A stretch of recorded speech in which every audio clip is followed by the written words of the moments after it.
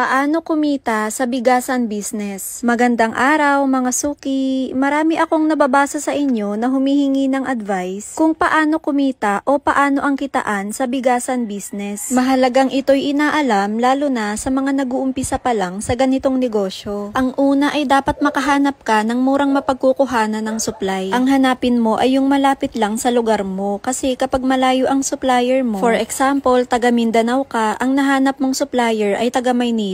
Mahal ang presyong makukuha mo. Kasi tracking pa lang nila ay mahal na. Kaya maigi nang malapit lang ang pinagkukuhanan mong supply para makatubo ka pa ng maganda sa bigas. At nang sa ganon ay kumita ka. Pero laging tatandaan, hindi lang dapat murang bigas ang hahanapin natin. Dapat yung maganda rin ang kalidad ng bigas, lalo na pagdating sa commercial or yung local na bigas, maganda ang kanin kahit hindi ganun kabuo yung butil niya basta't maputi at walang amoy. Lalo na kung magsa-start ka pa lang, kailangan maganda ang bigas mo para makakuha ka ng maraming customer at magkaroon ka ng mga suki. Ang pangalawa ay ang pwesto mo ng bigasan. Kung maliit lang ang kapital na uumpisahan mo, mas okay nang magsimula ka muna sa iyong bahay para makatipid ka muna ng gasto sa pag-uupa ng pwesto, lalo na kung ang budget mo ay pangpuhunan pa lang ng bigas. Hanggang sa kumikita ka na at lumalago na ang negosyo mo, that's the time na pwede ka nang kumuha ng pwesto. Number 3, dapat marunong tayong mag-market ng paninda nating bigas. Diyan na papasok yung customer service natin. Halimbawa, naubusan ng bigas si customer na lagi niyang kinukuha, huwag agad nating sasabihin na wala na. Alokin natin siya ng mga bigas na same quality ng kinukuha niya. Para sa ganon ay hindi siya makapag-try sa ibang bigasan. Kung may service naman tayo, ay try din nating mag-deliver ng bigas, lalo na kung si customer ay gustong kumuha ng maramihan pero wala siyang service. Dagdag benta rin yun o kita sa ating tindahan, lalo na kapag dumadating yung mga araw na matumal, hindi natin yan maiiwasan. Kaya babawi tayo ng kita sa mga deliveries. Hanap tayo ng ibang ways para mabenta ang mga bigas natin. Lalo na kung napapansin mong yung suki mo, medyo matagal nang hindi na-order sa'yo. Pwede mo siyang i-message o alokin mo lang, baka paubos na yung bigas niya kung gusto niya na ulit mag-order. Wala namang masama kung magtatanong, alisin mo na yung hiya mo kasi kung pahiya-hiya ka, hindi ka kikita. Ang pang-apat ay dapat consistent kang magtinda araw-araw. Kasi hindi naman natin alam kung anong araw o anong oras darating si customer. Maigi na ring nagpapaskill din tayo ng oras ng pagbubukas at pagsasara ng tindahan. Sayang naman ang kita kung magsasarado ka ng isang araw, lalo na kung wala namang emergency. O kung may importante kang lakad, pwede mo munang ihabilin yung tindahan mo sa pinaka-trusted mong tao. Kailangan kasi sa ganitong negosyo dapat hands-on ka para alam mo yung pumapasok na kita sa tindahan mo. Ang panglima ay magtipid, iwasan mo ng gumastos, lalo na sa mga bagay na hindi naman kailangan sa tindahan mo. Mag-focus ka muna ngayon sa kung paano mo mapapalago ang negosyo mo. At ang pinakahuli ay maging mabait at maging friendly sa mga customers natin. So yun lang for today mga suki. Thank you for watching.